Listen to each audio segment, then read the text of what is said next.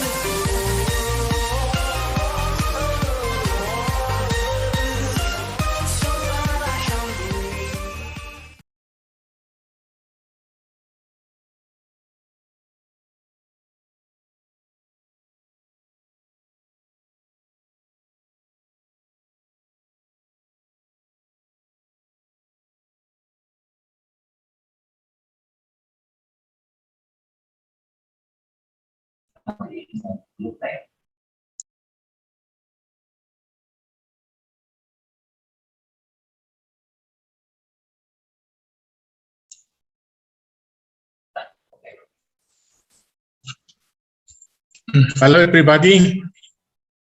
Now it's 3 minutes past 2 p.m. I think we will start for this webinar.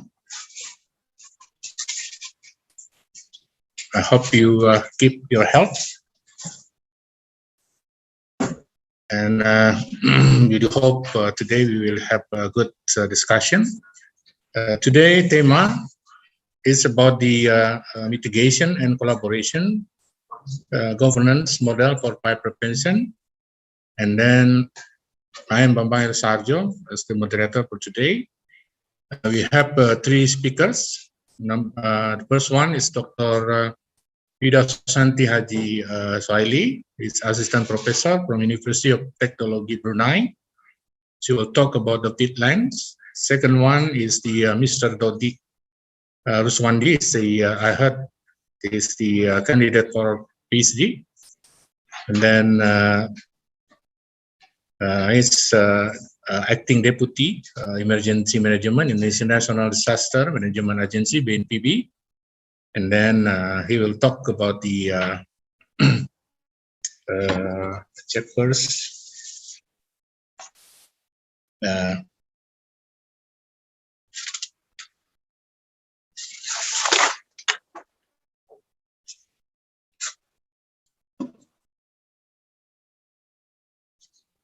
Just talking about the what we have the title today, It's about the government, about the government role in fire preventions. And then the third one, we have Mr. Jean-Michele Dumaz. He's the Regional Civil Defense Attaché, Singapore and ASEAN countries. I do hope that today is a good day for you all, including me, and also welcome to our three speakers. And then I have been asked by the steering committee that before we start, we will have the photo session. I hope everybody here are ready for that. And please wake up. Open your camera. So then we will start, please. At least until now, we have 106 participants for this ITTO webinar. This is the fourth webinar. Are you ready?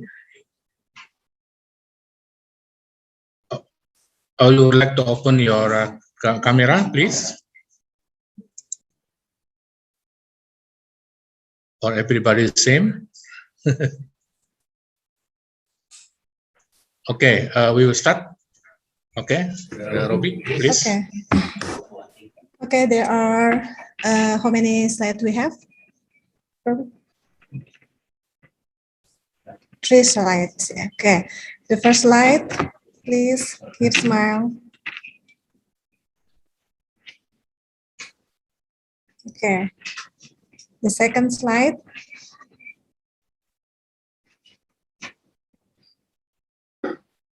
Okay. Okay, the last slide.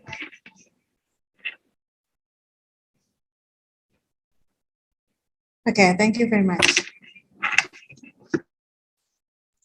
Okay, thank you, Buati. I think we already proposed. This is a proof or evidence that we attend this webinar. So we'll start for the first speaker, Dr. Wida Susanty Haji Suhaili. Before we start, are you here, Dr. Wida? Yes, Pak Bambang. Assalamualaikum warahmatullahi wabarakatuh. Okay, Waalaikumsalam warahmatullahi wabarakatuh. We are happy to have you here. And then, thank you so much for the invitation. Yeah, and then before we start, we would like to introduce you to our participant here. Please, Robbie, the CP. Okay, I think everybody can read that once. Okay, because from my side is mungkin Bu Ati, could you read for me?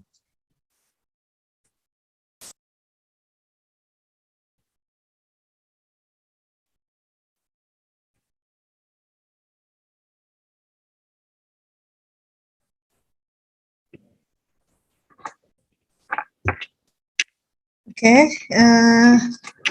CV from Dr. Wida Susanty Haji Suhaili, received education 2003 in computer science, University of in Glasgow, and 2004, Master of Science in Computer Internet Technologies, University in Glasgow, 2015, PhD in Education Technology, University Edinburgh. She is the Assistant Professor from Universiti Teknologi Brunei, Deputy Director for the Center for Innovative Engineering, Head of Digital and Creative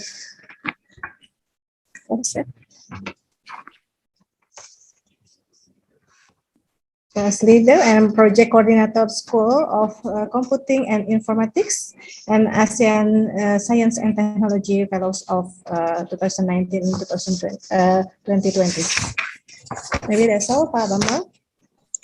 Okay, thank you very much, Bu Ati, for your help to read this CP, because you know the internet in my site is not so good, so I cannot read it. So I'm happy to hear. Okay, Dr. Wida, We give you 30 minutes and then time is yours. Thank you very much. Thank you, Pak Bambang. So I hope everyone can see my slide.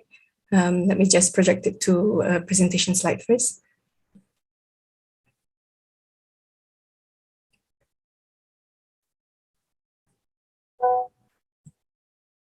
Right. So basically, I would like to firstly thank the organizing committee for inviting me for this third webinar session. So my name is Dr. Wida. I'm actually from the School of Computer Informatics, University Teknologi, Brunei. So I've been involved with Peatland ever since 2016.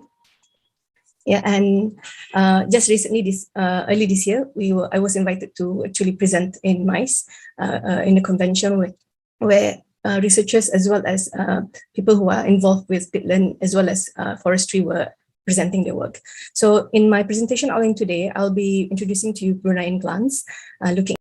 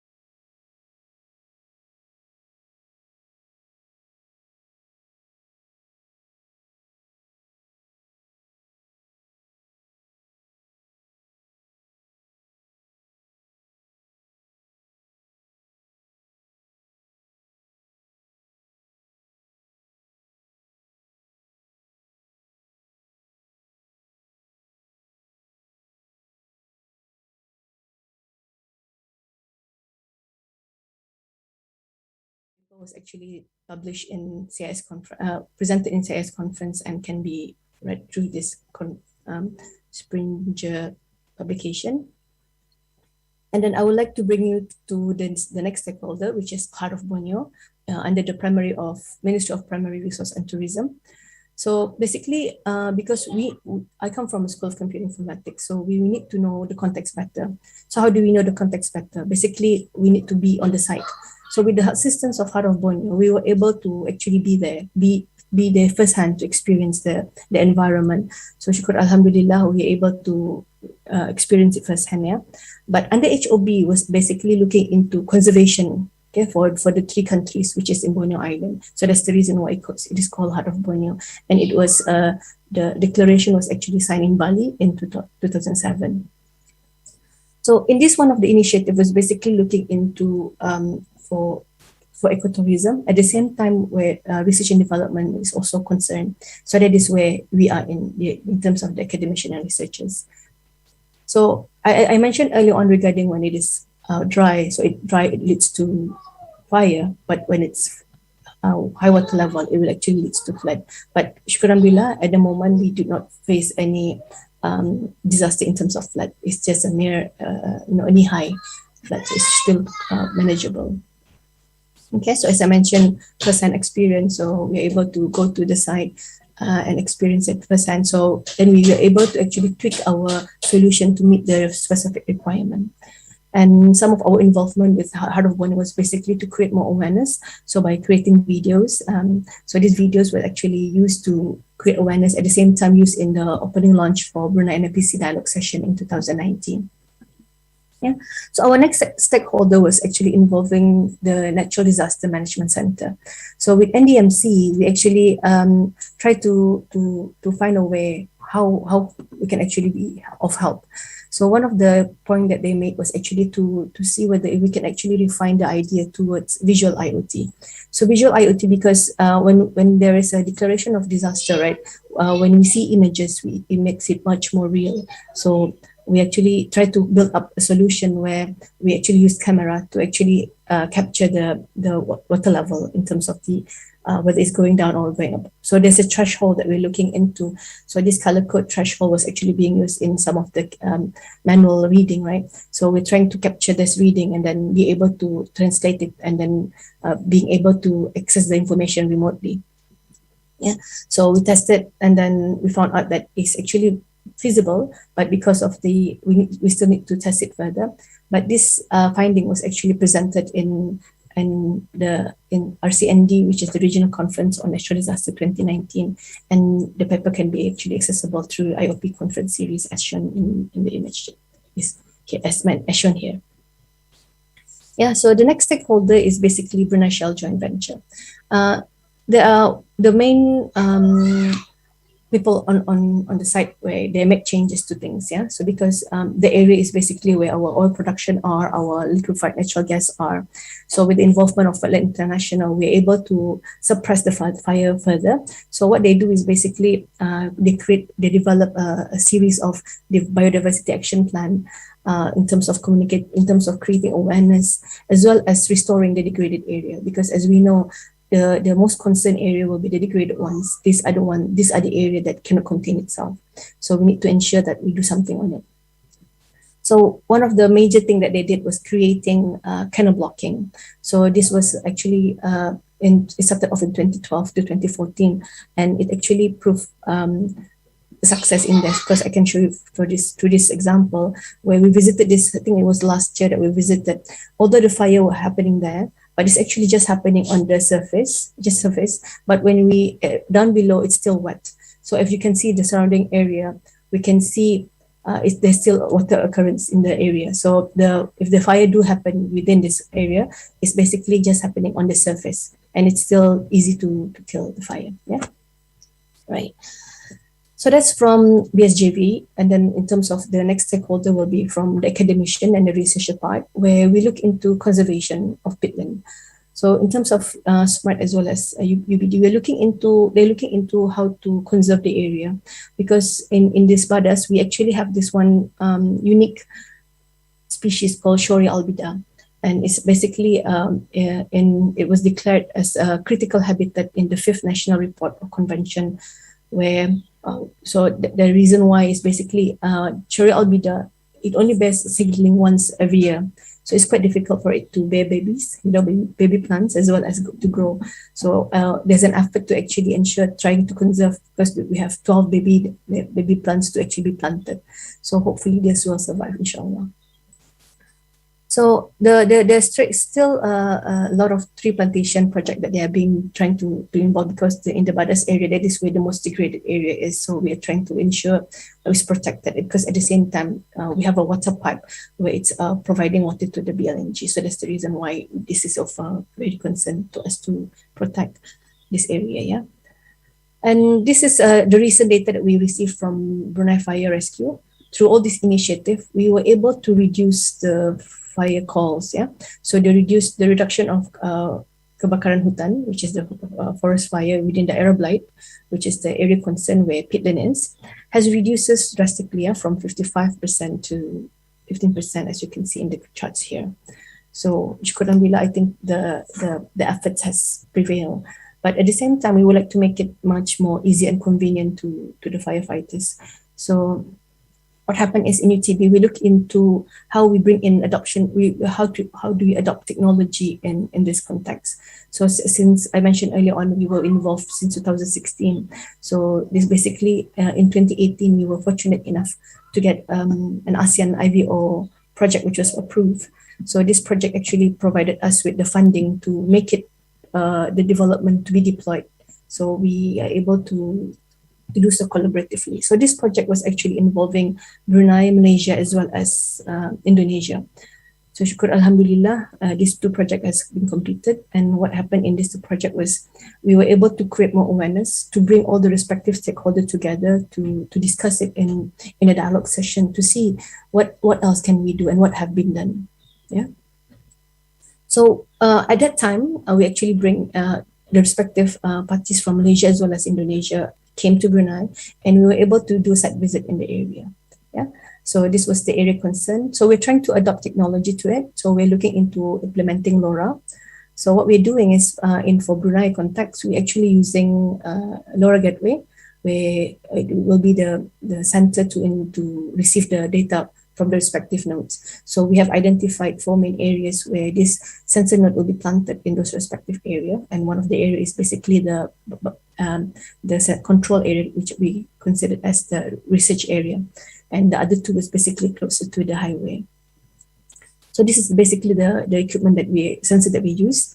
And because we're dealing with technology, so we have quite a good support from the industries. So we have from AITI, from DST in terms of internet connectivity, as well as from ANYAN, where they provided us with the gateway for the LoRa. Yeah. So we pursue further because in UTB, in Brunei itself, we do not have any companies that can deploy such solution. So it is external bodies external people to actually assist it.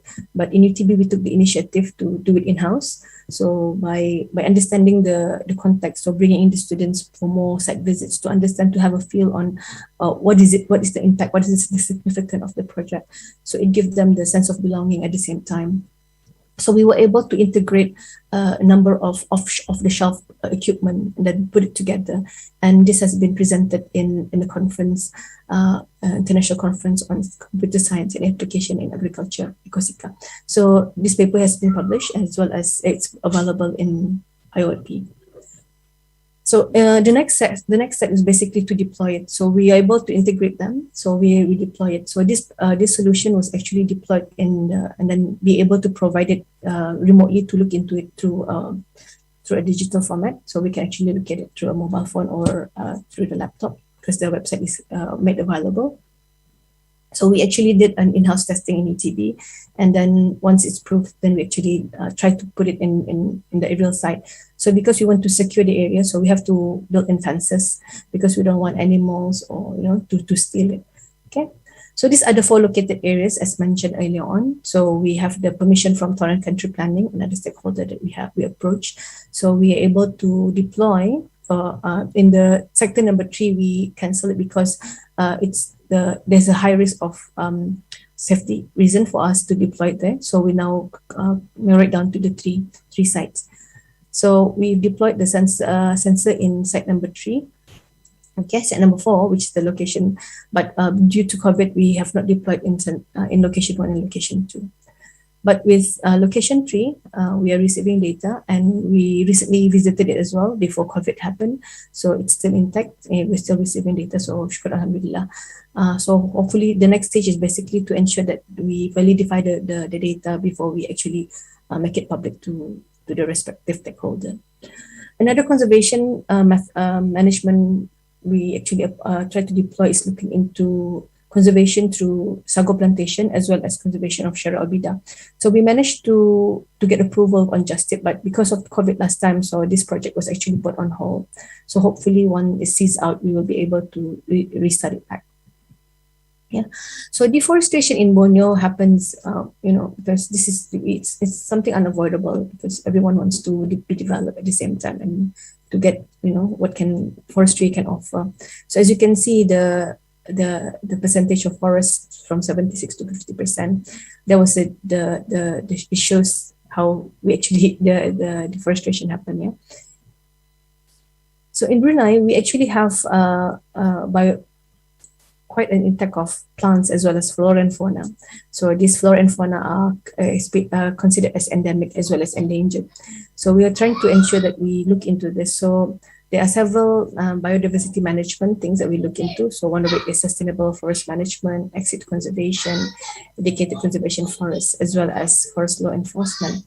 So this actually, certain acts have to be employed. So we have the forest biodiversity management. So certain acts govern all this action, yeah?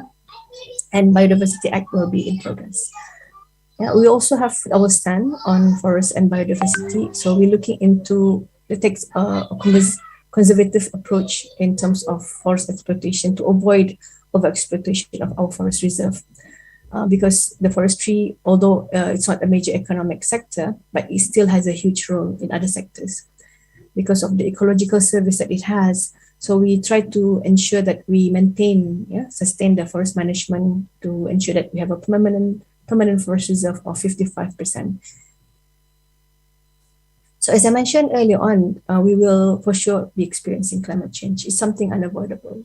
So how do we actually handle this? So we actually have to adapt and to mitigate this. An amount of $68.2 million was actually allocated to protect us to prepare us for any climate change in terms of because we are along the coastal area, so that's one of the reasons why. So we also look into strategies. So we have national strategies, 10 of them, and this was actually launched on the 25th of July 2020, National Council on the Climate Change to pave towards low carbon as well as to make sure that we have a climate resilient nation. So this was actually, hopefully it becomes a whole of nation approach. And then we are aware that there are certain challenges, but we also have the strength.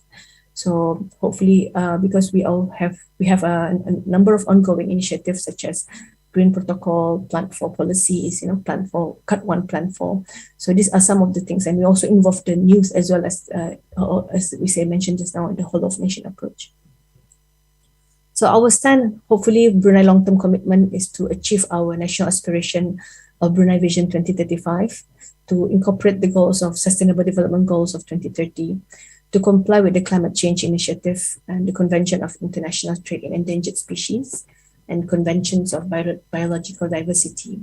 And in the respective of University UTB, we are closely linked in terms of the research and biodiversity and as well as biotechnology. So that is basically the presentation that I have today, sharing with you what our Brunei Darussalam take is in terms of mitigation and conservation of the rainforest fire. So I thank you all the respective stakeholders for their information as well as being involved with us from 2016 up to now. So I pass it back to the moderator. Thank you so much. Oh, wow. Thank you very much, Dr. Wida, for your excellent presentations. I think our audience is still keep memorized when you make a presentation. I have several highlights. And then the first one you said is you have 70% forest, and you have 20% peatland forest. And of course, in 2016, you have also a problem on peat piles, where you spend about 5.6 million. Yeah? And then many things has been done, fighting directly and then using technology. And also you mentioned about the IoT. I think everybody should know more about this. Maybe later on you could explain. And you can explain, you explained already also to us about the how you link with the heart of Borneo, and then how the Brunei Darussalam prevent the fire on the area, and also finally how your country trying to fight the climate change through adaptation and mitigation. I think many good things that could be learned from your presentation, and then I keep like that, so then audience could ask more and more, so that our discussion become fruitful today. Thank you again, Dr. Wida. And then we come to the second speaker, Mr. Sorry. Okay, the second speaker is Mr. Dody Ruswandi, as the Acting Deputy of Emergency Management Indonesia, Indonesian National Disaster Management Agency.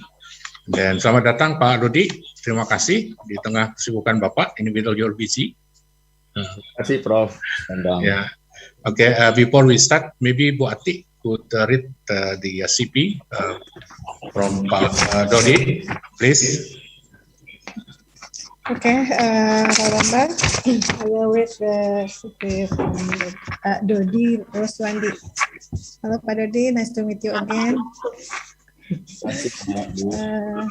Dody Ruswandi has graduated from Bandung Institute of Teknologi in Civil Engineering in 1985, and then he pursued a master's degree at University of Wisconsin, USA, graduated in 1995. During 1986 until 2009, he has worked for the Ministry of Public Works, and from 2010 until now, Dody has been working for National Disaster Management Agency, or BNPB. Dody involved in developing disaster risk management policy of Indonesia and working together partnership with many relevant government agencies, and as well as with provincial and local government in implementing disaster management in local level. He also involved in preparing presidential instruction number 3 to 2020. Regarding forest and land fire management. Dody has been experienced several high-rank senior official position in BNPB during the last 10 years working in BNPB. During his assignment in BNPB, he has attended many international conferences or meeting overseas regarding disaster risk management topics and issues. Maybe that's all, Pak Bambang. Thank you. Okay, thank you very much, Bu Ati. You have read the CP, long CP from Pak Dody. And then Pak Dody, you still have, we give you 30 minutes. And now time is yours. Thank you.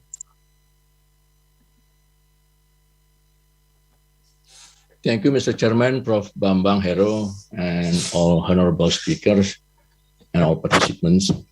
A very good afternoon, and thank you for the opportunity attending this great webinar. I would like to share my BNPB latest study in which we studied the study regarding the collaborative issues in wildfire prevention in Indonesia.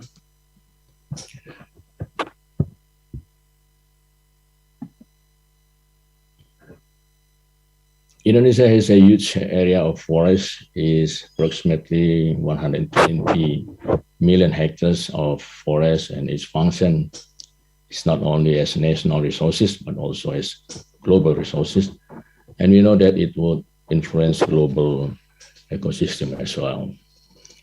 However, we still have a problem in managing such forests, as we know that forest and land fire still occur every year, and it causes huge economic losses. The biggest fire occurred in last 2015, which caused $16 billion economic losses, and fire in 2019 has also caused $5.2 billion. It is a fantastic number of losses, not to mention the number of area burned by the fires. So issues of fire is keep going on in this country, and we know that forest governance is not working well yet. It's not easy to manage, and the fire is still there. So how to address these issues, and many scholars and researchers have also conducted many different studies on these particular issues. I would like to tell you that in this forest fire, in case, we only address these issues in disaster risk management perspective. As stipulated in Disaster Management Law, number 24, 2007, there are many different types of disaster in Indonesia, and forest and land fire is categorized as disaster according to this disaster law. And there are special mechanism in disaster prevention program as mandated by UNDRR, that is by implementing a Sendai framework for disaster risk reduction. So we'll talk about this particular framework later in the following slide. The question is there any policy in forest fire management? Yes, there is such a policy in place. There is a presidential instruction or in press number 3, 2020 regarding forest and land fire management.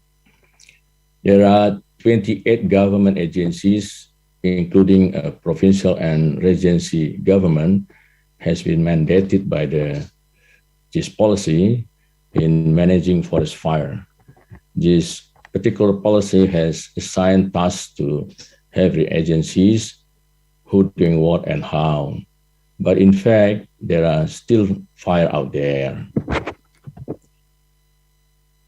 As stipulated in such in press number 3 or presidential instruction number 3, when fire occur, and then the governor will request to BNPB to help deploying aerial firefighting aircrafts, as mentioned by Ibu Wida in Brunei. We also experienced that one in this country, deploying the firefighting aircraft in order to stop fire from spreading to surrounding areas.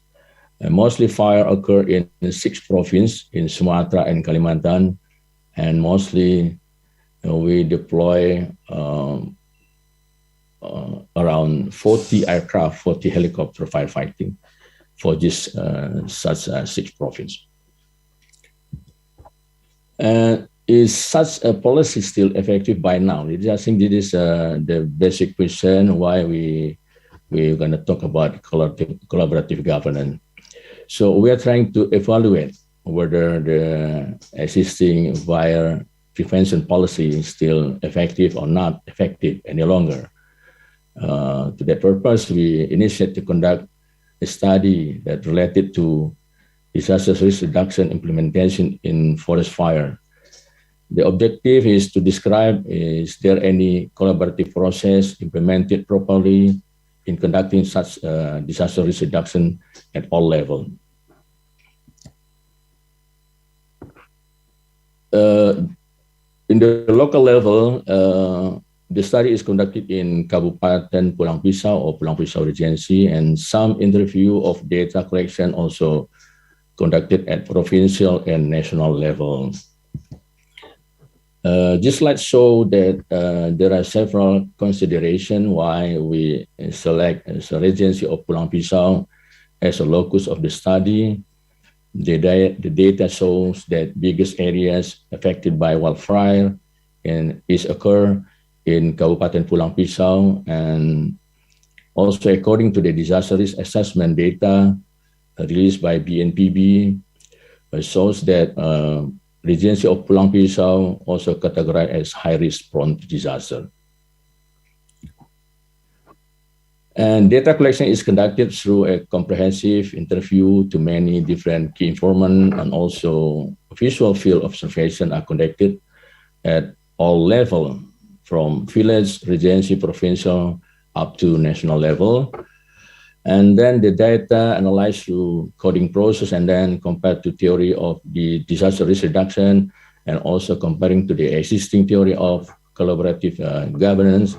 And then based on that, such an analysis, we then propose the recommendation model of such fire prevention, that hopefully such recommendation can be taken into account by the government in improving the existing fire prevention and guiding policy.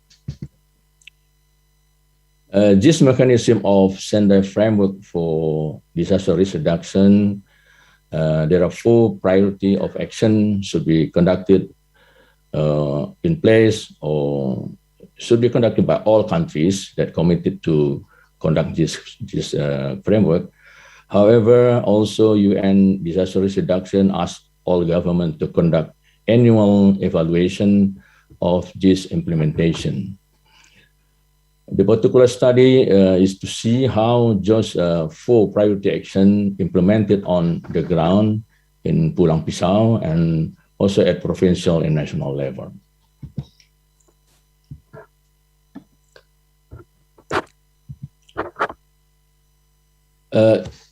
Regarding the collaborative governance theory, so there is a slide. There are so many models of collaborative governance, and after doing some analysis and comparing to other model, and then we come to answer and guess model, because this particular model is more suitable to forest fire problem in this country because of normally public agency who lead the collaborative process. So that's why we use this particular model. And based on the result of the study, we need to constructive and improve this existing answer model accordingly to take into account local wisdom issues in local level, as well as in national level. And we come to an end that the study recommend that when we implement the Sendai framework for disaster risk reduction in this country, it seems that we need an additional aspect to be applied onto these 4 existing aspects of Sendai framework. That is what we call is the collaborative governance aspect that's suitable to local condition.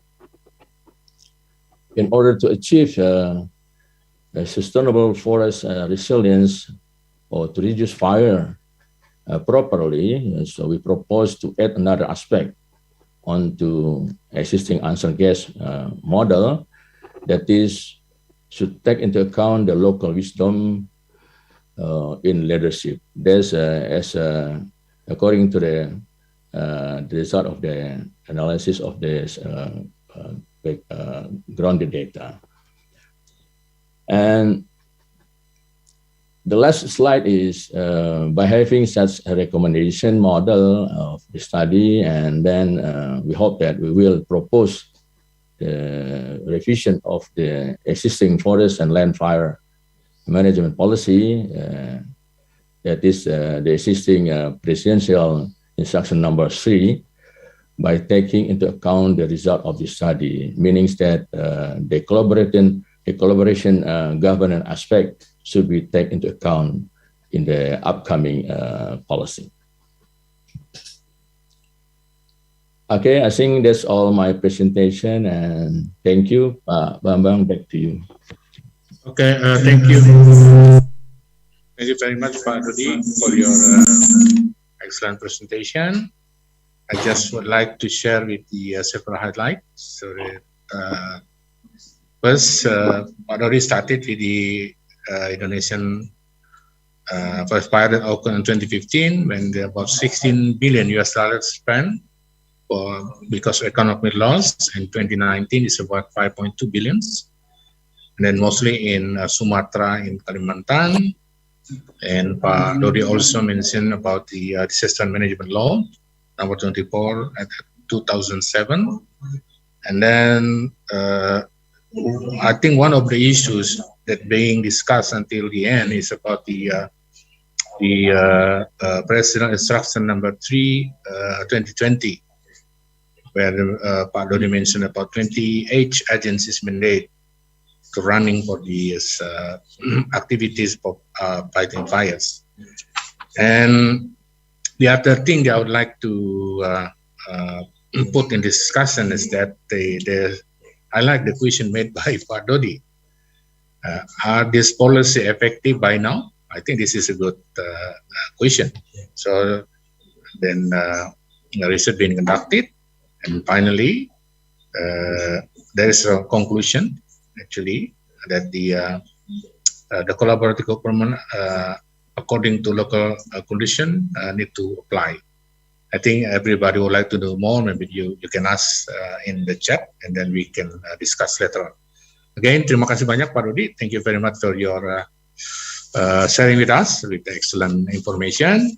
Then we come to the last speaker, a guest speaker, is Mr. Jean-Michele Dumaz, the regional civil defense attaché Singapore and ASEAN countries.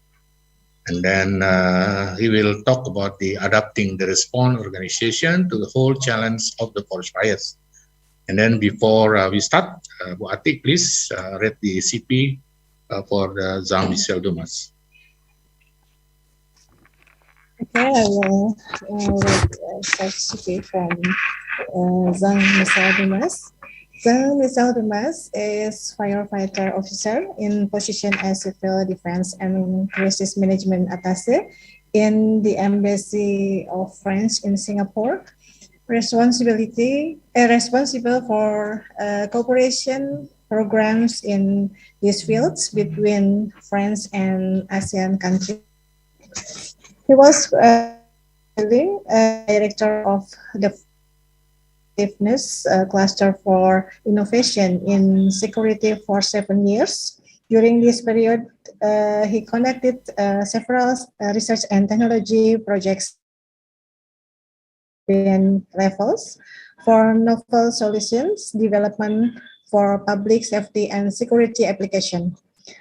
He was particularly concerned by intelligence surveillance, reconnaissance, or ISR, aircraft, electronic support system. Before that, Jean-Michele was in different position in the fire department of Marseilles area, south of France, for more than 10 years. He worked at the operation branch for the fire department, capabilities improvement, adapting practice.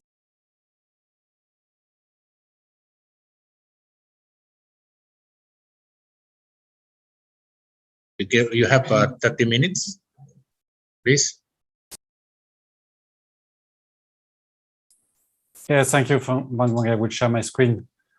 I hope that you will be able to see it. Let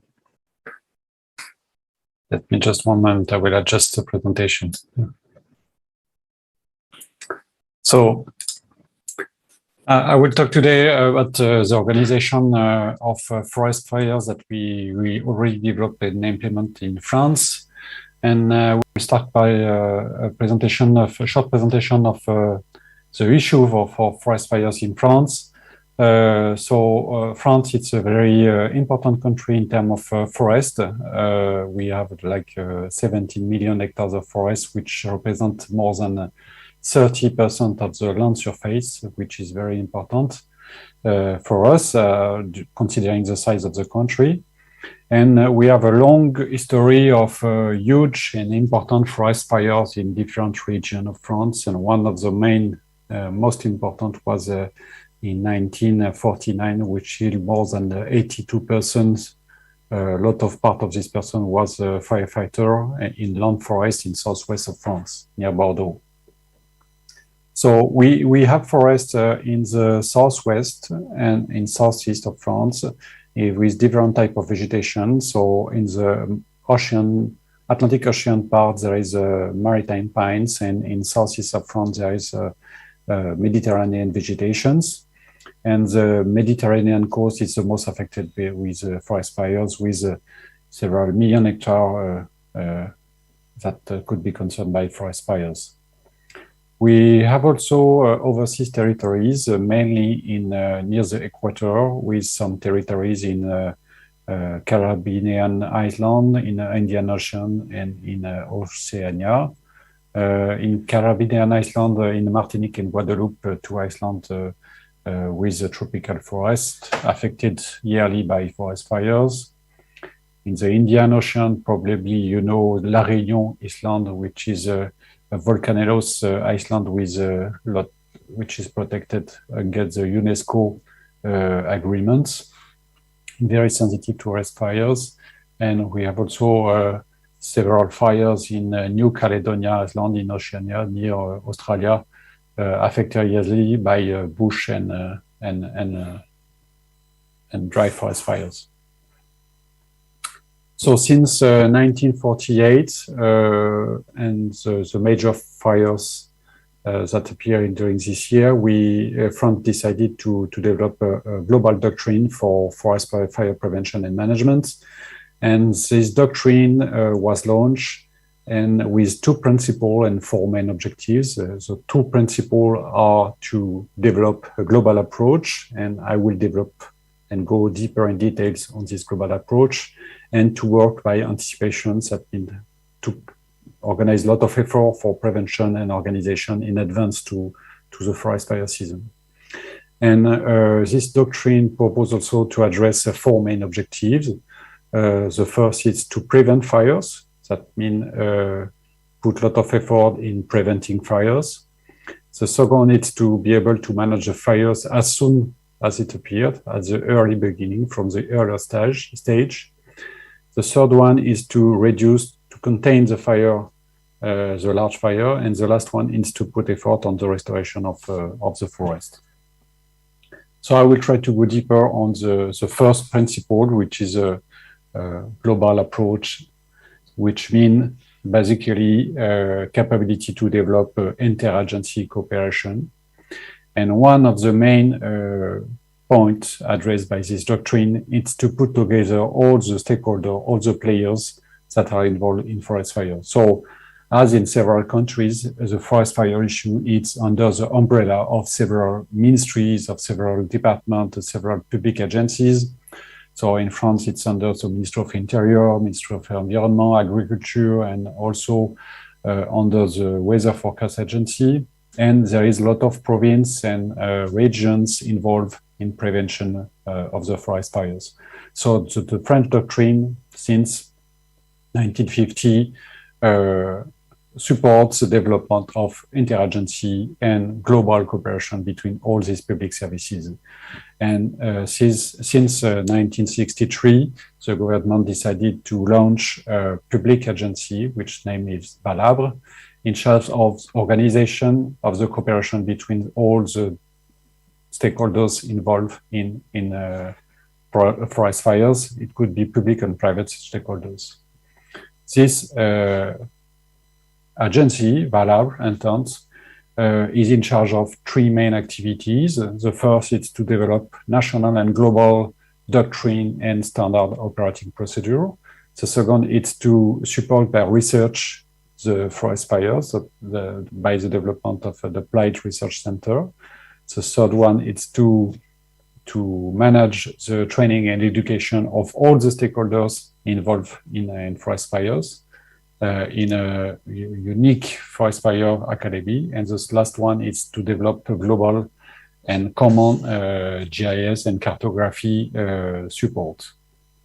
So basically, in this center, you have an academy, a forest fire academy, a GIS center, and an applied research center who are working, involving all the stakeholders from all ministry and all the province are cooperating in this center to have a common approach on the forest fires prevention and management.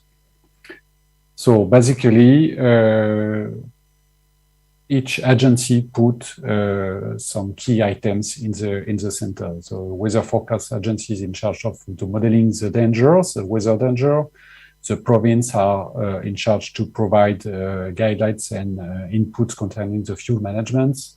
The Ministry of Interior is in charge of developing standards for forest firefighting and regulation. The Ministry of Agriculture concerning forest fire management regulation, and Environment Ministry in charge of fire danger analysis. And all these key issues are combining in the unique forest fire center, which name is Valab. So just a few examples of concrete achievements that are done by this interagency cooperation. The first one is a common view of the risk analysis. So this is a map explaining the risk in 2014 in a specific area around Marseille. And this map is made by 3 different agencies. The first one in charge of fuel, the second one in charge of weather forecast, and the last one in charge of the fire response. All these 3 agencies are working together to build this map, and then this map is shared to the other agency in order to have a common and global vision of the risk danger. So this is the same map with a higher danger. A second achievement is the development of tactical maps, which is maps used by all the agencies in charge of the response in order to have the same view of the field. And these tactical maps are including fuels, are including fire response, are also including data concerning the position of the forest, with the same terminology for the localization of the fuel. And these maps are common between the different services. That means that if you are talking about a specific area from one service, you are able to share the information with the same terminology and the same sentence to another service. And it's very useful to develop cooperation in the field for fire suppression. Another achievement, very concrete achievement, is to develop a standardized response with a unique incident command system. That means that the responders coming from the Ministry of Environment, Agriculture, Ministry of Interior are using the same terminology, the same standards to communicate, the same radio channel, the same way to draw fire on a map. All these things are commonly defined in the coordination center, in the VALAB, and which is very useful because people who are working in the field are using the same terms and are able to understand each other, and it's useful for the response capability, but also for the safety, because you avoid accident and other issues like that. Another concrete achievement is the development of interagency database, which is a database used by all the stakeholders in France to collect and compute the data concerning the forest. That means data concerning the fuel, data concerning the localization of the fire, the data concerning the response done for each forest fires. And all these data are implemented by each agency on the same website, secure website, and the results are shared to all the agencies, which is also very useful to develop a common vision of the lessons learned and to develop a common lessons learned analysis.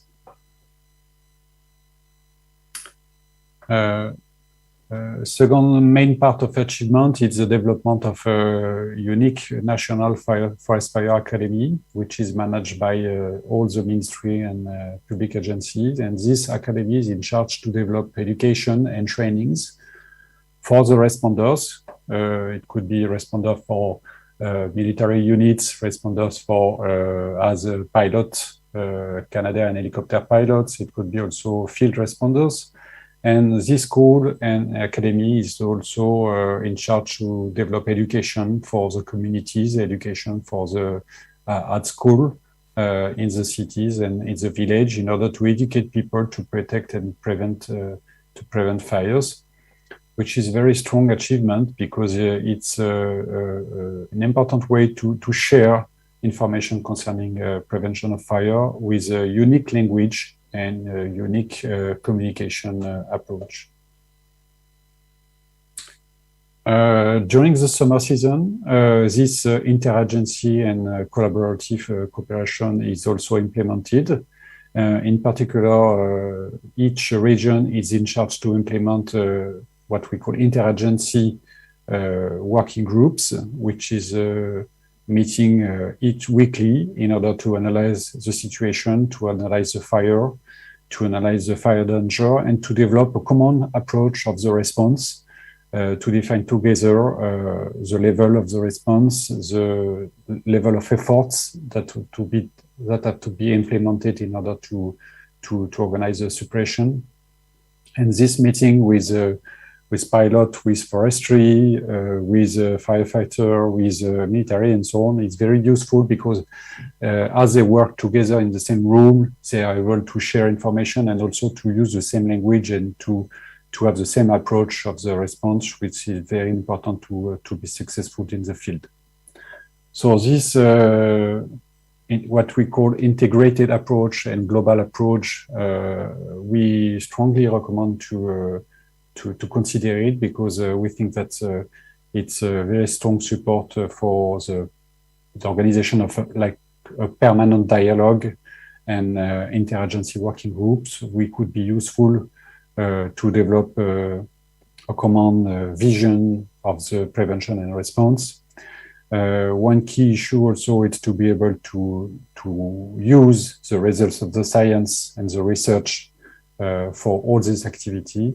And this could be done also in this way to deal with interagency, and also to include this cooperation, education is cooperation, in order to be able to address the education to communities and to school, to young people, and to all the people involved in the prevention in the same way, with the same vocabulary, with the same term, which could be very important and useful to be efficient during the summer season. This is the last slide of my presentation. Thank you, Bambang. Okay, thank you very much. Wonderful presentation, Jean-Michele Dumaz. I think we can learn many from your side, from friends' experience. I just would like to share a sample that I write down here. You mentioned about you have in France, you have 17 million hectares, where 30% is land surface. And then you have also by experience in 1949, yeah, when about 82% killed because of fires. And also since 1949, like you mentioned, the development of an integrated approach for forest fire management is, I think, is excellent. Yeah, many things involved there, agency, researcher, etc. And then finally, you give us the conclusion that the first one is the need for the permanent dialogue. The second one is the integrating working groups, course, science and research, and finally, education. Again, thank you very much, Jean-Michele Dumaz, for your wonderful presentation. Now we have still more time. I'm sure there is many questions emerged from the audience. Then we come to the QA session, and maybe Robbie, could you show us the question made by the audience? And then you can read it, and then boom, this question is going on.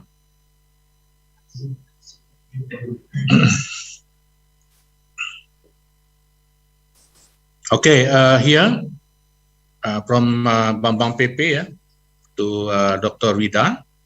Congrats and thank you for your impressive presentation. And considering big investment and high operational expense for forest fire control, is there any intergovernment effort or model to monetize clean air resulted from success of forest fire suppression? Don't we think that the money generated from this kind of business can be used to keep forest fire low to result in clean air and safe climates? And from Dr. Arma from ITTO, also to Dr. Wida, under the help, under the Heart of Borneo, what are your suggestions for the future fire research cooperation in the three countries? Is that all, Robbie? Yeah, okay. This is from YouTube, because we have also another channel using YouTube. This is from Pak Prabowo to Dr. Wida.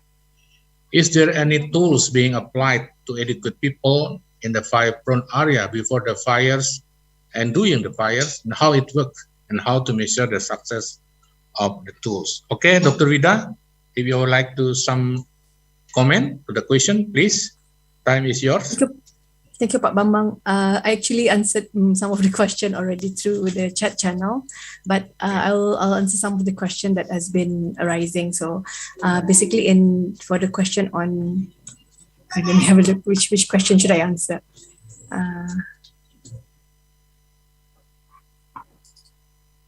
Okay, let's answer your first question. Your first question on, okay, how do we monetize, right? For the clean air, basically in Brunei, we don't really face an issue of our air being, polluted in such a way that we can generate some income from it. So that was not, and there was, I didn't come across any conversation or any issues arise because of that. Yeah, so I don't think there is any concern basically in Brunei in terms of monetizing the clean air.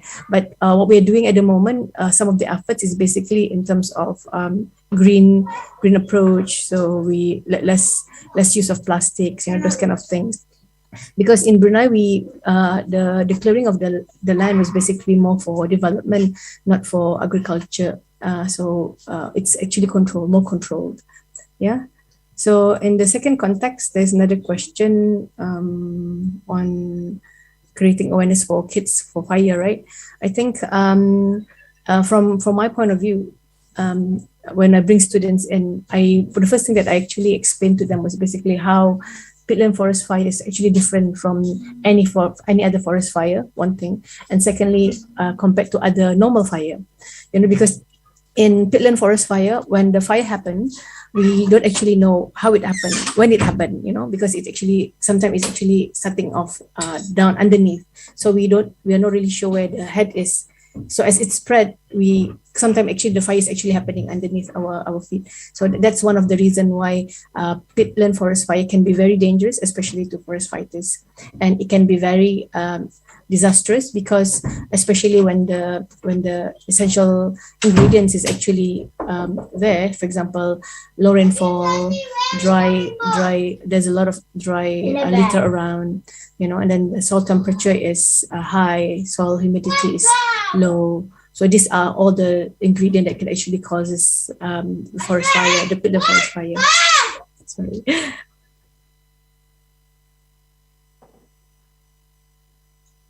The third question. The third question, what was it? Just started. Robbie, okay. Okay, Robbie, please, the third question. I think there's a question from the other side, which I did not. Yeah, I think that I would like to answer that as well. Yeah. Okay, he would like to. But most of the question that was in the chat, I've already answered. So I think we can. Okay. This one, the third one for you from Prabowo. Yeah. Is there any tools being applied to educate people in the fire-prone areas before the fire and during the fire, and how it works, how to measure the success of tools? Okay. Yeah. So basically, from the context of my team. So we're looking into first-hand experience. So we actually educated through awareness.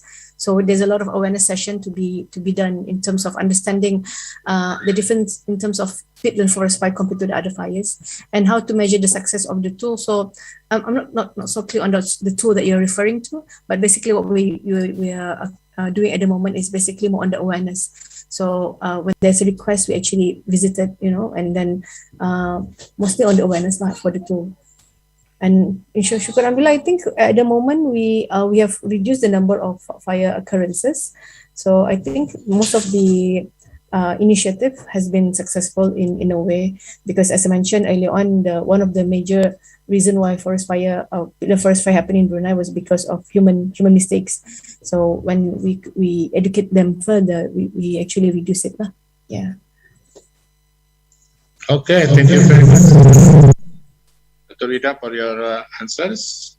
It's directly and also from chat. I saw your excellent answers from chat. Thank you very much. And then we jump to the next question. Maybe you have, Robbie. Okay, this is a question to Pak Dody. Number one is from Pak Turmudi. I would like to ask, is there influence by allocation and the existing of local government position, like kelurahan, kecamatan, polsek, etc.? And then the second one is from Dr. Ma to Pak Dody. In the target of the standard framework, DRR 2015-2030, which one is closely linked to reduction of forest fires? Any suggestion to facilitate the development of national target for reduction of forest fires? And then the third one is from Pak Agung Setiawan from Universitas Jenderal Sudirman to Pak Dody. Does the BNPB hold periodic ICS training that is open to stakeholders, for instance, like government and private involved in forest fires? Silakan, Pak Dody, time is yours. You have at least 3 questions. Okay, thank you, Pak Prof. Bambang. Okay, I would like to answer the question from Pak Turbudi. I would like to ask the influence of location of the fire and location of government position, kelurahan. Okay, I think this is a common problem. It's very normal. The location of the desa, the village office, is far from the location of the fire. Sometimes a fire spot happen beyond the big river. So that also I found when I went to just 2 villages that we will have assessment there. There are so many fire occurred beyond the big river. I think it's kind of a challenging one to equip, to provide, to support the special equipment to the local villagers or local team of the desa level. And okay, number 2, the target of gender framework, which one is closely linked to reduction of the forest fire?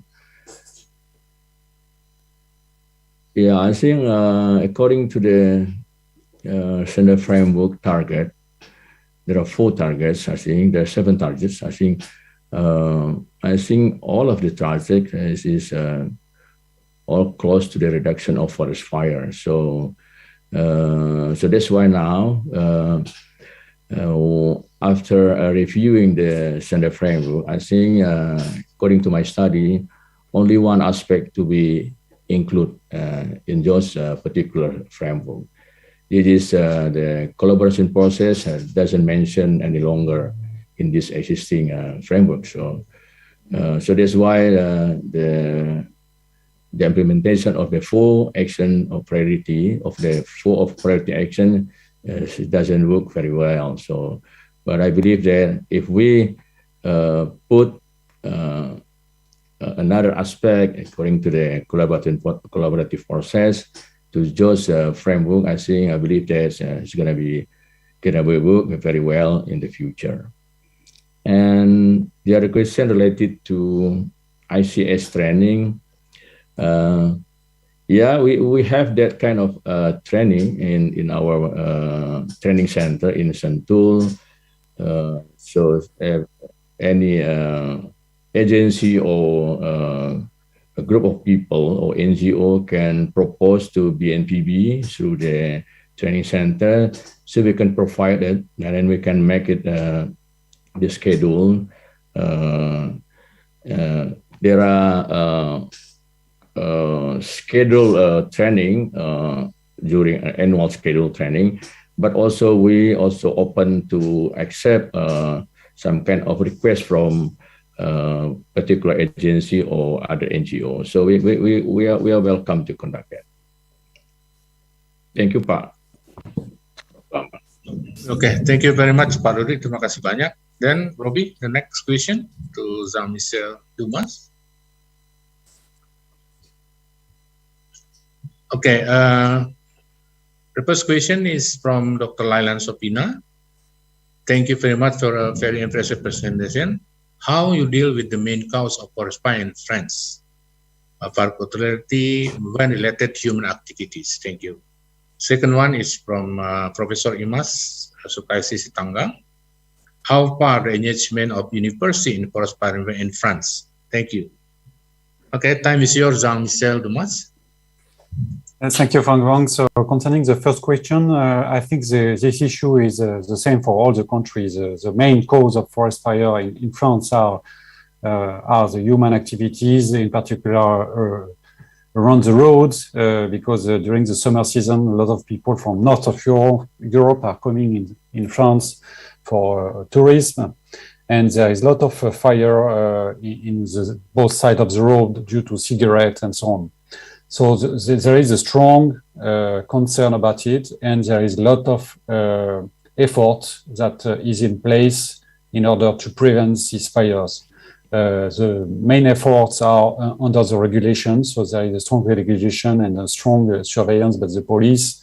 And in case of fires caused by human, the police is in charge to investigate and to find people, and the people are charged to the court, and the fine and court sentence are very high. So that means there is a lot of effort on the regulation and the implementation of the regulation. This is for the cigarette, for example, so the cause by accident. We have also other cause of fires by the agriculture, for example, the agriculture using engines are causing some fire. And so in the regulation, it's written that during the high danger period, it's not allowed to do agriculture with engine. It's not allowed to do work activities in the middle of the forest. So in case of people who would like to engage work in the forest or in the limit of the forest, they request to have the permission of the fire department. And these permissions are given according to the fire danger. So the fire danger is a very useful tool, because it helps the authority to have the main vision of the danger and to authorize or to regulate the different human activities that are done near the forest. Another example, it's the management of the fires organized by the agriculture, or fires organized by people who are making barbecue. All these activities are under the same regulation. So based on the fire danger, which is changed daily or half daily, this activity are regulated, and the people have to need a permission to make fire or to make a specific activity near the forest fires. And these permissions are given by the fire departments under the evaluation of the danger and hazards. And all this regulation and all these efforts contribute to manage and to reduce the number of fires. So there is a huge, there is a strong degree of number of fires that we observe since more than 20 years, since we start to implement this type of regulation. Okay, thank you very much. It was another okay. question. It was another question, Yes. and I don't remember the other question. Robbie, huh? You have any other? It was a second question, but I cannot remember the second question. Pertanyaan kedua yang tadi. Yeah, how far the engagement of university in forest fire management in France? This is the second question. Okay, so the research part, the university and other Ministry of Agriculture Research Center and so on. So research part, it's strongly involved in the understanding and the characterization of the forest fires since many years. And this research continue as the climate change and as there is a new concern due to the increase of temperature. Just for example, in the previous years, the fires appear only in south of France, and due to the climate change, we observe some fires in north of France and in north of Europe, and all these new concerns are addressed by the public research. So the public services as a firefighter and the Ministry of Agriculture worked a lot with the universities. And the universities are providing applied research also and providing guidelines concerning the evaluation of the dangers, guidelines concerning the characterization of the hazards in the field for the responders. And also we use research in order to increase the equipments and technology used for fire suppression. For example, we conduct some research on the real-time fire mapping, on night vision also for fire suppression at night, and also some research on chemical retardant that could be increased also with a new biochemical retardant. So there is a strong need to have a research support for all these activities, which are very complex. Okay, thank you very much, Jean-Michele Dumaz. I saw that Dr. Wida, you raise hand. Maybe you will have another comment. Okay, please. Yeah, I would like to raise the question to Mr. Jean. You mentioned regarding the database that France is developing as well as FRENET. So is it like something that is what do you call that? Something that is everyone have to actually fill it in, a must. A rule of regulation, or maybe something that is dealing with KPI, because when we deal with data entry, right, someone needs to have a push. Is it some sort of a policy thing that is governing it, or how do you make it successful in that sense? Okay, Jean-Michele Dumaz, you would like to respond? Can you just elaborate a little bit, because you start with database and you go then to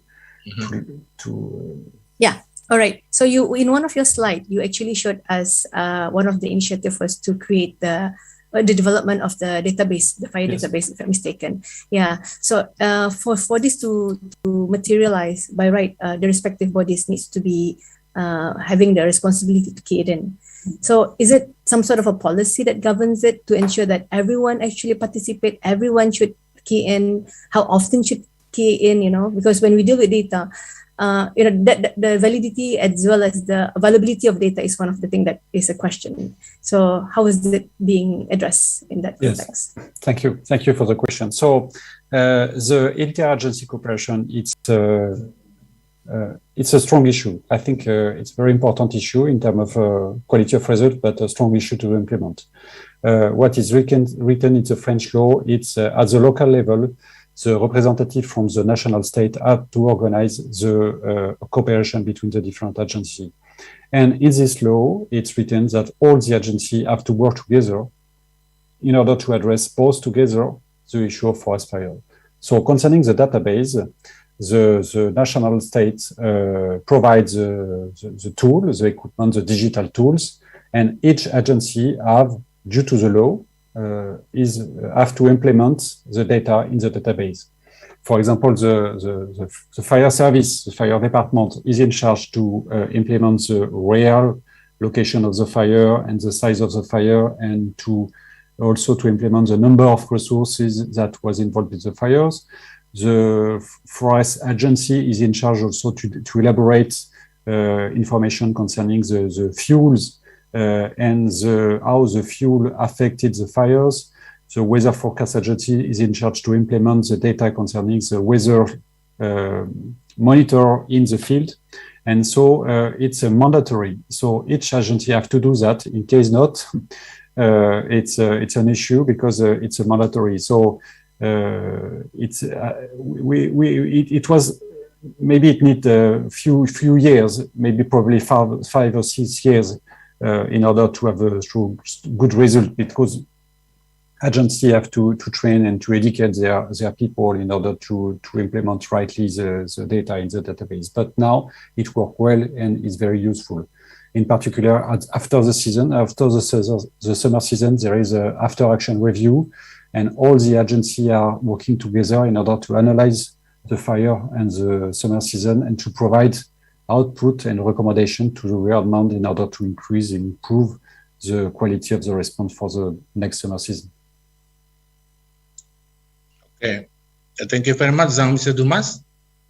Bagaimana, Dr. Wida? About that? Yeah, Dr. Wida? yeah, yes, because basically there is a policy that governs it then, correct. Thank you. Okay, we continue again. Robbie, you have another question?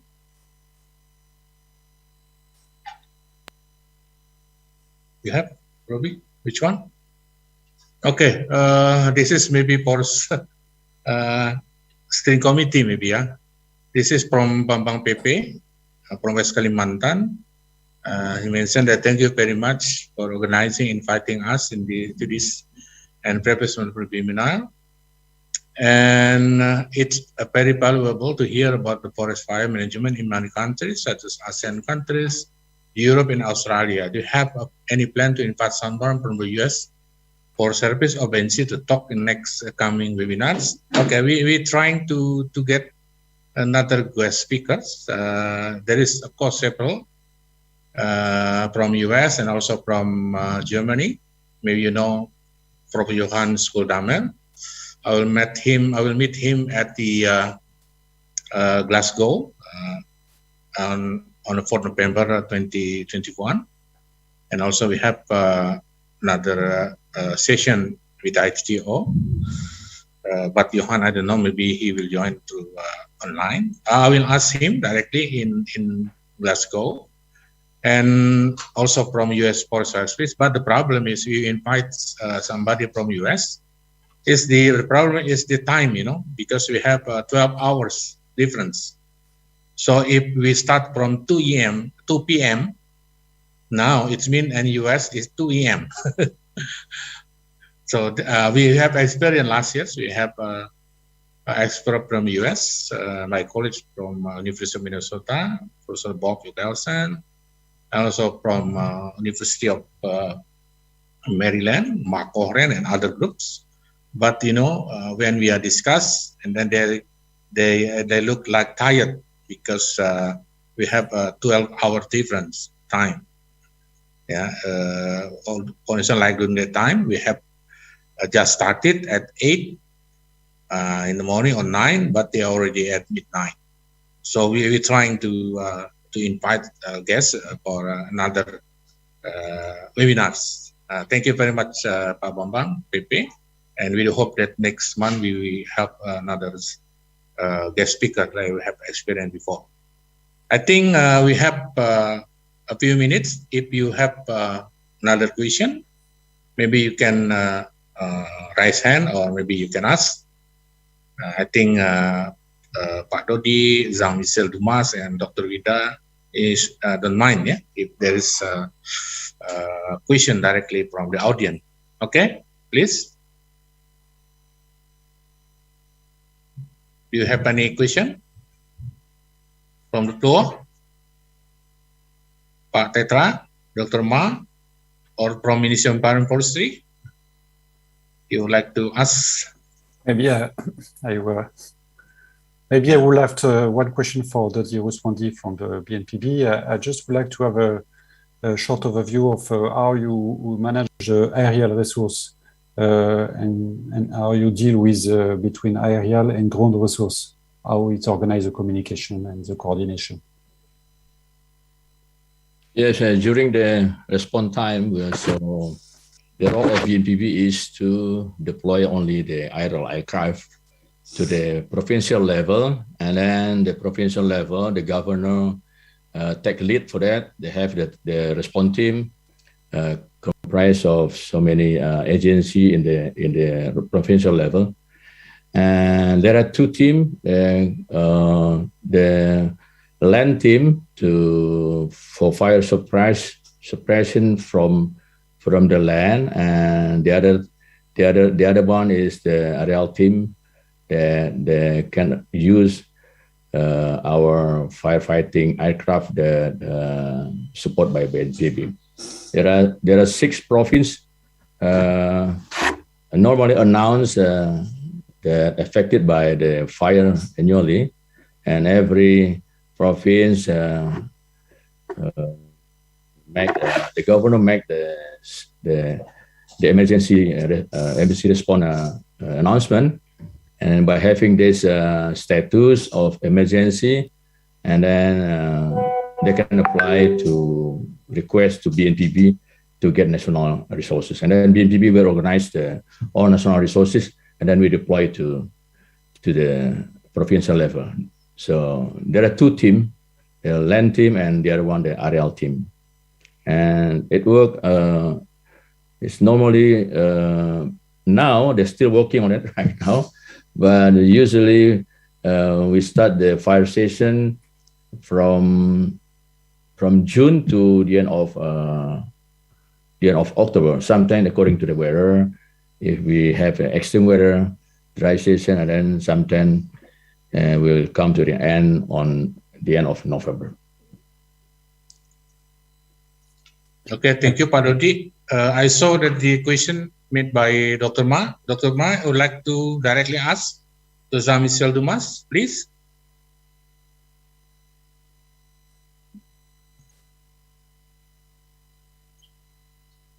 Thank you very much. Can you hear me? Yes, of course. Yes. Okay, thank you. I'm at the moment the computer is not working very well. Thank you very much, Jean-Michele. I think your presentation opened the big picture. So I was interested in interagency cooperation. My first question: who are participating in interagency academy? I remember academy, not the meeting for forest fire. And my second question regarding ONIF's program in France. So what would be effective the message, especially for young people, in terms of the impact of fire and climate change? We have recognized the wonderful important role from the Paris Agreement on climate change. Once again, thank you so much for your participation from Singapore. Thank you. Okay, please. Thank you for your question. So I will split my answer in 2 parts. So regarding the academy. So basically the academy was launched in order to develop common training for all the fire departments, because as in Indonesia, in France, there is several fire departments organized by province, and we have 100 province. And so since 1960s, there is a national standards, and all the provinces have to follow the same training. And so the firefighter have to go in south of France to the same academy and to follow the same training in order to apply the same standard operating procedure. So it was at the early beginning. So this academy was developed for the firefighter. And then the academy opens the door to interagency cooperation. And now in the academy, there is other agency which are following training and education. So there is, for example, the Ministry of Forests just is organizing some training for its people, training concerning the fuel, concerning the forest management and so on. There is also training organized for the local authority in order to develop a common vision of the fuel management and the organization of the land.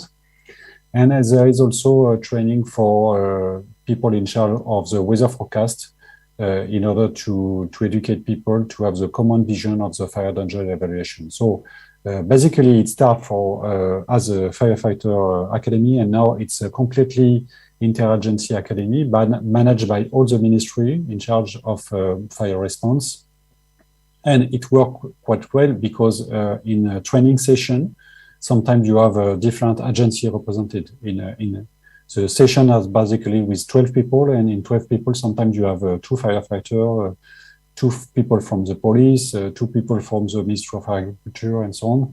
And so during the training, you provide the standard guidelines, and also you start to build a common cooperation, because there is a lot of interaction during the training. It's very useful to have the people in the same place working together and learning together. Concerning the young people, we try to develop education on fire prevention, as people in France are living more and more in the forest. There is a strong increase of new building and new house in the forest, and so these people have to be educated, because they are coming from the city and going to the forest, so they are not well advised of the fire danger. And so the different schools have to provide education explaining to the child all the natural hazards, from forest fires to floods and so on. So there is an education program which is defined at the national level and have to be implemented at school. And also there is another education program which is dedicated to the tourists, that people who are coming in south of France just for the summer season. And this education program is implemented by communication tools, through social media, through information in the campsite, in the rural area, and so on, in order to inform people of the danger of the forest, because people going in holidays are not well aware of the forest fire danger, and so there is a lot of effort to inform them of the hazard due to the barbecue and hazard due to the cigarette and so on. So this is the main area. So education for young people, and also education for tourists and people who are coming in the forest as a new citizen in the forest. Okay, thank you, Jean-Michele Dumaz. How about the next comment? Dr. Ma, is enough? Thank you so much. Yes, thank you so much. Okay, thank you very much. I think I saw in the chat that Mr. Sopian is raised hand. This is the last question he would like to ask. Hello. Yeah, please. I have a question for Pak Dody. Could you introduce Pak Sopian? Where you come from? Okay. From Brunei Darussalam. So, how to, from Pak Dody, how to coordinate with other agencies in the first day of operation, especially like logistic, ration, manpower, communication, and PPE, personal protective equipment during the pit fire.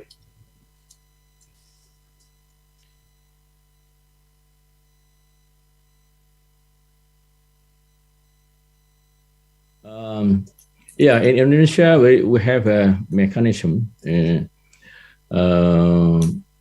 how to arrange the, I think in presidential instruction number C 2020 is a kind of coordinating mechanism, not I think not a collaborative mechanism. It's only a coordination mechanism. So every agency, they have their own assignment, and they know what to do. And those policy led by the central government, which is Ministry of Environmental and Forestry. And regarding the response session, and then as I mentioned before to Mr. Jan, that we have 6 provinces that always fire occurred every year, and then every province, they have their own permanent team when the governor announced the state of emergency, and then automatically the command post effective. Then there are forest fire organization in there, and then all logistic, let's say extreme logistic that cannot fulfill by the provincial level, and then the governor asked to BNPB to organize to deploy to the ground level. And basically, normally they only ask one for the aircraft, for the firefighting aircraft, because only BNPB has their own aircraft, and then the other one is they request also for the funding, emergency response funding, and by sending this funding, and then the provincial team will purchase any related logistic item that they need for fire suppression. But for the aerial firefighting aircrafts, all paid by BNPB. So the provincial team only used the kind of aircraft, and then paid by BNPB or by central government. This is the mechanism we do every year, and then it costs a lot. So that's why I'm interested in improving the current policy. Why we have to facing all the response of the fire every year. This costs a lot of money, and why not we develop something collaborative way that maybe can reduce cost of the money in the future. Okay, terima kasih. Thank you very much, Pak Dody, for the answers. And then I think we entering the end of this webinar.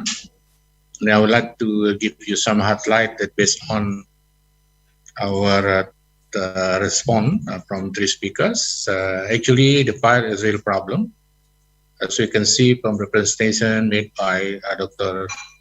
Wida, and also from Pak Dody, Indonesia, and also I'm very surprised I get this information from Jean-Michele Dumaz in 1949, where more than 80% killed. And then we have experience also from three speakers that each country, they have the way to solve the problems. Yeah, we can see how the Brunei and also Indonesia, and finally the French, from the French. So what we can get from here, that we can learn how different countries try to solve the problem on their own forest fires, and then hopefully through this way exchange. I think this is one of the objective of this webinar. Hopefully from this webinar there will be such kind of real action that could be taken to solve the problems. I think that's all I would like to say. And again, thank you very much for the three presenters, to Dr. Wida from Brunei, and then also Pak Dody from BNPB, and also Jean-Michele Dumaz from the French MSCE in Singapore. So again, we would like to thanks for your attention, for our audience. Hopefully you will join with us again for the next webinar, so that you will have new information. Hopefully, we do hope that speakers come from Indonesia also, and from ASEAN. Hopefully we'll have a good speaker. Sekali lagi, terima kasih banyak atas partisipasi Bapak Ibu dalam pertemuan ini. Mudah-mudahan pertemuan ini menghasilkan sesuatu yang bermanfaat bagi kita semua. At the last, I think it's better to give a big applause for those three speakers. And then we are very sorry if running this activity, you have such kind of mistake was problem, because now at the back is in Bogor now is big rain, so the internet is not so good. Hopefully everything is fine. And again, thank you very much. And then I close this webinar, and then see you for the next time. Terima kasih. Assalamualaikum warahmatullahi wabarakatuh. Waalaikumsalam warahmatullahi wabarakatuh. Okay, thank you. Bye-bye. Thank you. Bye-bye. Congratulations. Salam. Okay, bye. Bye-bye. Terima kasih Prof Bambang, selamat siang, izin dulu. Ya, terima kasih.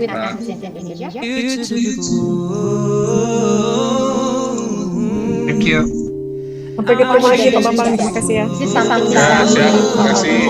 Global fire from very so they are available on the market, but I think in the future this thing will be more on and on for these small farmers if they can convert this agriculture waste.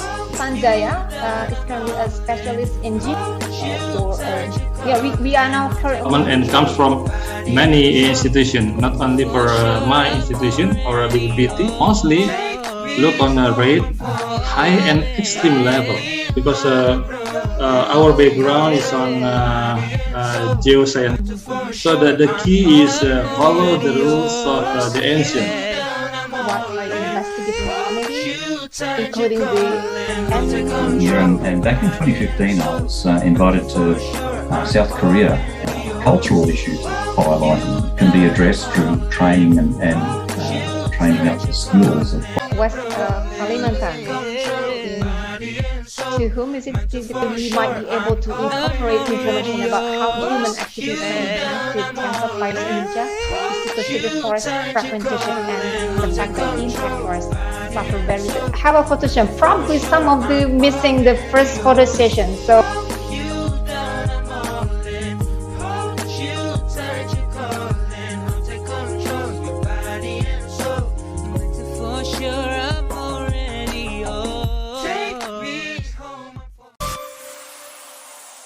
Never ever told you